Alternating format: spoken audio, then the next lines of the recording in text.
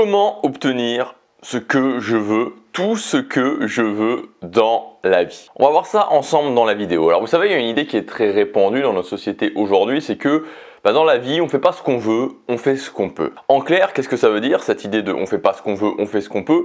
Ça veut dire tout simplement qu'il faut mettre ses rêves à la poubelle et s'apprêter à vivre une vie par défaut, une vie qu'on n'aura pas choisie, une vie où on ne vivra pas où on veut, on n'aura pas le cercle social qu'on veut, on n'aura pas le boulot qu'on veut, on n'aura éventuellement pas la relation de couple qu'on veut.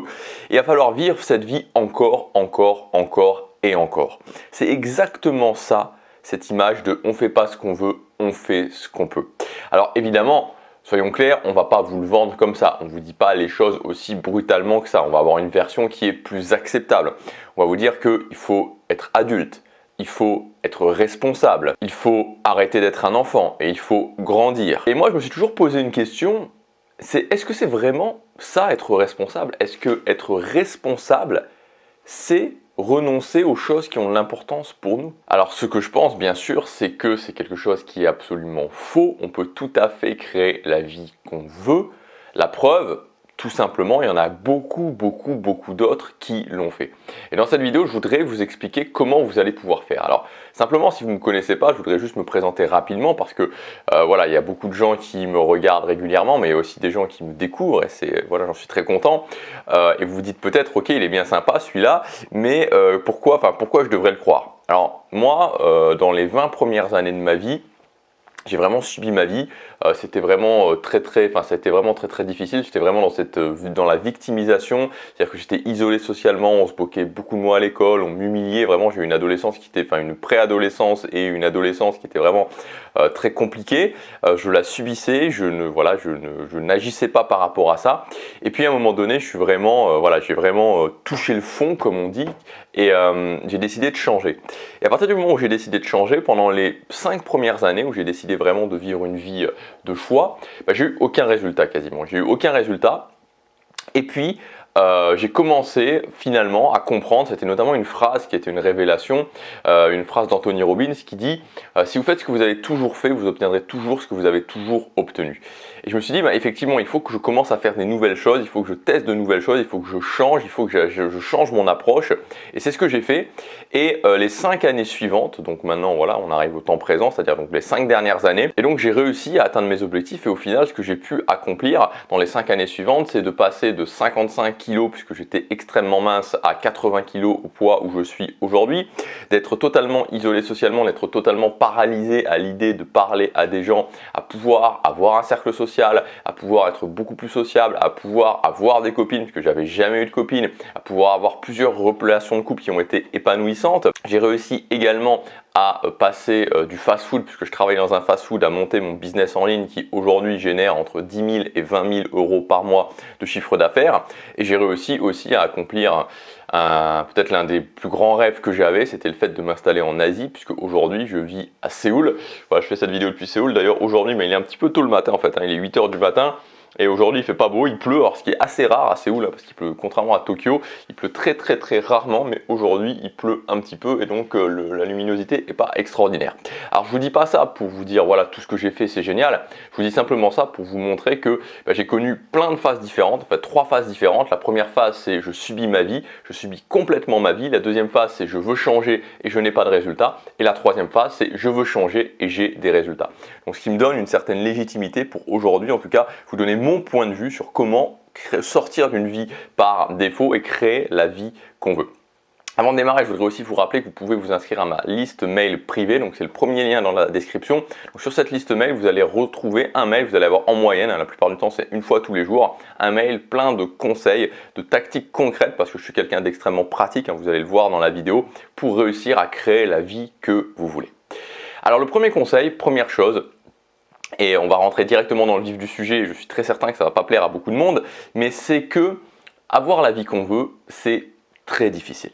Voilà, soyons clairs, c'est très difficile. Ce n'est pas agréable, ce n'est pas agréable du tout le chemin qui va vous permettre de passer de là où vous en êtes aujourd'hui, si vous avez une vie par défaut, au fait de créer la vie que vous voulez. Je peux vous le dire, dans plein de domaines où j'ai progressé, par exemple le domaine social, j'ai été terrorisé à l'idée de parler aux autres, terrorisé à l'idée de parler aux autres, d'aller faire des sessions dans la rue où j'allais parler aux autres. Et donc ce que je faisais, c'est que aujourd'hui je porte pas vraiment comme je portais à l'époque. Aujourd'hui j'ai une surchemise et un pull en dessous, mais à l'époque c'était plutôt l'inverse. Et donc j'avais une chemise et un pull par-dessus. Et après avoir fait une session de 2 heures dans la rue, aller parler à des gens, je rentrais chez moi, j'avais ma chemise qui était littéralement trempée tellement j'avais peur, tellement c'était difficile pour moi de le faire. Donc c'est très difficile. Alors évidemment, c'est quelque chose qui est aussi extrêmement gratifiant. Pas se cacher. Pourquoi on le fait? C'est parce qu'une fois que vous avez réussi, vous êtes fier de vous comme jamais vous serez fier de vous. Honnêtement, je veux dire, entre vivre une vie frustrante encore et puis affronter des moments difficiles et ensuite pouvoir être fier de soi, il n'y a pas de comparaison. C'est très gratifiant, mais c'est difficile. Ça demande des sacrifices et on est à milieu, croyez-moi, de tous les concepts de loi de l'attraction où le matin on va se lever, on va imaginer des choses. Non, c'est pas comme ça que ça fonctionne. C'est-à-dire que il va falloir faire des sacrifices, il va falloir faire des choix difficiles, il va falloir vivre des moments difficiles et à la fin vous allez réussir. Donc pourquoi il y a autant de gens qui échouent? Pourquoi en moyenne on dit qu'il y a 97% des gens, ce qui est quand même un pourcentage extrêmement élevé qui échoue pour seulement 3% des gens qui vivent une vie de choix? Est-ce que c'est parce qu'il y a 97% des gens qui sont heureux de vivre une vie par défaut? Non, évidemment, il n'y a personne qui se dit oui c'est super. Enfin, pourquoi les gens capitulent? Pourquoi il y a 97% des gens qui capitulent? Est-ce qu'il y a 97% des gens qui se disent ah oui c'est génial, je vais vivre une vie par défaut, je vais avoir des collègues de merde, un boulot de merde, un patron qui sera ultra chiant que je vais détester, je vais vivre à un endroit que j'aime pas et je vais vivre ça encore pendant 40 ans? Je ne suis pas sûr qu'il y ait beaucoup de gens qui se le disent, mais il y a une difficulté qui est telle dans le fait de créer sa vie de choix que beaucoup de gens capitulent. Donc oui, ça va être difficile, oui, ça va demander des sacrifices, oui, ça va être intense, mais la bonne nouvelle, c'est que vous pouvez réussir à créer quelque chose qui va même au-delà de ce que vous imaginez. Et c'est quand même incroyable, c'est-à-dire que c'est quand même incroyable de pouvoir se dire, aujourd'hui on a tous les moyens, notamment avec Internet, notamment avec l'information à laquelle on a accès, on va y revenir, d'avoir des méthodes qui permettent de réussir tout simplement et de se dire à un moment donné je veux ça et de le matérialiser dans la réalité. Et moi je suis toujours émerveillé, franchement émerveillé, c'est quelque chose qui me fascine, qui me passionne, qui m'impressionne aussi de voir des gens qui sont dans cette capacité d'imaginer quelque chose, d'imaginer leur vie, de designer leur vie dans leur tête et de transmettre, enfin pas de transmettre mais de transformer ça, de transposer ça dans la réalité. Le deuxième point pour avoir ce que vous voulez dans la vie, c'est de d'abord agir et ensuite se poser des questions. Il y a énormément de gens qui sont exactement dans la démarche inverse, c'est-à-dire qu'ils se disent « Ah oui, j'aimerais bien faire ça » ou « Ah oui, j'aimerais bien faire ça »,« Ah oui, ça pourrait être sympa de lancer mon business »,« Ah oui, ça pourrait être sympa de prendre du muscle »,« Ah oui, ça pourrait être sympa de déménager »,« Ah oui, ça pourrait être sympa d'aller vivre dans une maison »,« Ah oui, ça pourrait être sympa de changer de boulot ». Il y a plein de choses qui pourraient être sympas, il y a plein de choses où ils ont des inspirations et puis après ils réfléchissent, ils se disent « Oui, mais est-ce que c'est vraiment fait pour moi? Est-ce que je le veux vraiment ? Est-ce que je vais vraiment être heureux une fois que je l'aurai ?» Tout ce genre de questions qui fondamentalement n'ont aucune réponse tant que vous ne l'avez pas fait, tant que vous ne l'avez pas testé. Donc ce qui est très important, c'est de devenir un testeur en fait. C'est de devenir un testeur de votre propre vie et de savoir que vous ne pouvez pas être certain avant de l'avoir fait. Moi je vous dis maintenant, il y a un peu plus d'1 an, je me suis installé en Asie. Avant de le faire, c'était une décision qui n'a pas été facile, il y a eu des sacrifices à faire. Et avant de le faire, je me suis dit, je savais pas, potentiellement ça pouvait, au bout d'1 mois, 2 mois, je pouvais revenir. Mais je me suis dit, je vais le faire et au moins je saurai. Et c'est tellement plus, on est tellement plus soulagé au bout d'un moment de le faire et de se dire au moins je saurai, même si c'est une erreur, que de toujours être entre deux. Et vous devez faire des erreurs, vous devez vous tromper, vous devez faire des pas en avant puis ensuite revenir en arrière pour apprendre de mieux en mieux à vous connaître. Et c'est pour ça qu'il y a des gens qui ont 30 ans, 40 ans, 50 ans, 60 ans et qui ne se connaissent toujours pas parce qu'ils ont toujours été terrorisés finalement de tester et de se tromper. Donc vous devez vraiment être dans cette démarche de ok, j'ai une inspiration, je la teste, je la fais et ensuite je vois. Deuxièmement, utilisez l'expérience des autres. Alors aujourd'hui, à l'ère d'Internet, à l'ère de l'information, c'est très facile d'utiliser l'expérience des autres et ça va vous permettre d'avoir des résultats et surtout ça va vous permettre de réussir tout simplement. Moi je vous le dis personnellement, que ce soit dans tous les domaines, la musculation, le business en ligne, le domaine social, vaincre la peur aussi, puis j'avais peur de voyager, je ne pense pas, enfin c'est même pas que je pense pas, c'est que je suis certain que j'aurais pas réussi, j'aurais jeté l'éponge avant si je m'étais pas massivement formé, massivement fait coacher. Alors évidemment quand on dit ça, il y a toujours des gens qui disent oui mais c'est parce que tu vends des formations etc. Mais Honnêtement, je connais personne de tous les gens que j'ai pu rencontrer qui n'ont pas fait cette démarche-là. Parce que il faut comprendre que l'intensité est tellement forte, la difficulté est tellement, c'est tellement dur de réussir que même en vous formant, même en vous faisant coacher, même en aspirant l'expérience des autres, ça va être très difficile. Alors voilà, il y a certaines personnes qui le font, mais honnêtement, j'en connais pas.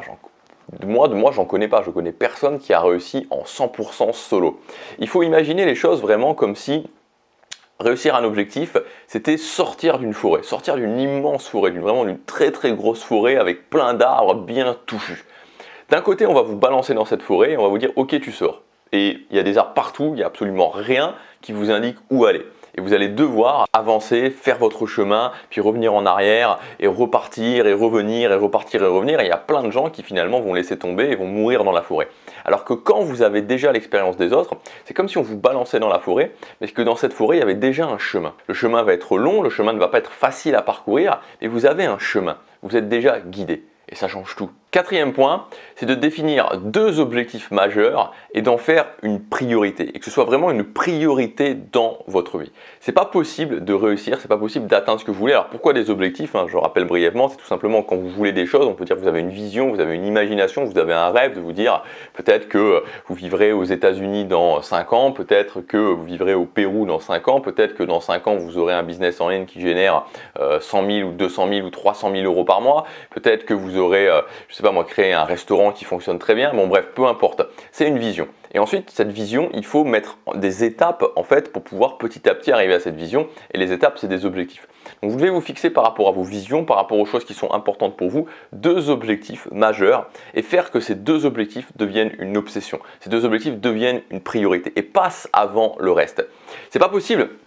Moi, j'ai pu voir des gens, et souvent c'est des gens qui justement vont échouer, et je le sais d'avance quand ils me disent ça, qui me disent « Ok, oui, j'ai cet objectif, mais bon, j'ai quand même cette chose-là à faire, hein, mais oui, mais il y a ça qui passe avant, il y a ça qui passe avant. » Ça ne fonctionnera pas. Il faut que vos 2 objectifs majeurs passent avant tout le reste. C'est pas possible sinon ça ne fonctionne pas. Et enfin, le dernier point, c'est de développer les compétences de base. Alors les compétences de base, c'est quoi? C'est des compétences, par exemple, comme le fait d'être capable de mettre en place des habitudes. Et il faut bien comprendre en fait que ces compétences de base, quand vous les développez, elles sont communes à tous les objectifs. Et c'est pour ça qu'il y a ce phénomène qui est très agréable pour certaines personnes, une fois qu'ils ont les compétences de base, et qui est extrêmement désagréable, voire totalement détestable pour d'autres personnes. C'est-à-dire que vous avez des gens qui vont réussir leurs objectifs et qui vont réussir quasiment tous leurs objectifs. Et puis vous avez des gens qui vont toujours échouer. Je ne sais pas si vous avez déjà remarqué autour de vous, des gens qui sont extrêmement frustrés parce que dès qu'ils se fixent un objectif, ils échouent. Ils échouent systématiquement. Et ils peuvent se donner différentes excuses par rapport à l'échec de ces objectifs, mais c'est toujours la même chose. Ils décident de quelque chose et puis ils vont échouer. Ils décident de quelque chose et ils vont échouer. Ils décident de quelque chose et ils vont échouer. Et moi j'étais exactement dans ce cas-là. Je vous ai dit en début de vidéo, j'étais dans ce cas-là où je décidais de faire quelque chose, je commençais, j'arrêtais, je commençais, j'arrêtais, je commençais, j'arrêtais. Et ça a duré environ 5 ans. Jusqu'au moment où j'ai commencé à développer les compétences de base en commençant par les habitudes.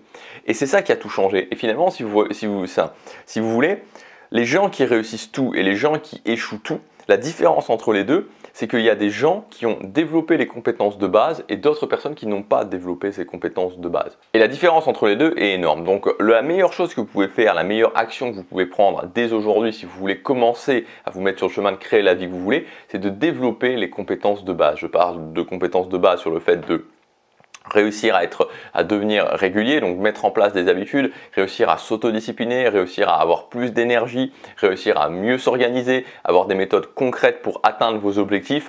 Et ça va vous aider. Et en plus, une fois que vous l'avez développé, une fois que vous êtes capable de mettre en place des habitudes, ça vous sert pour tous vos objectifs.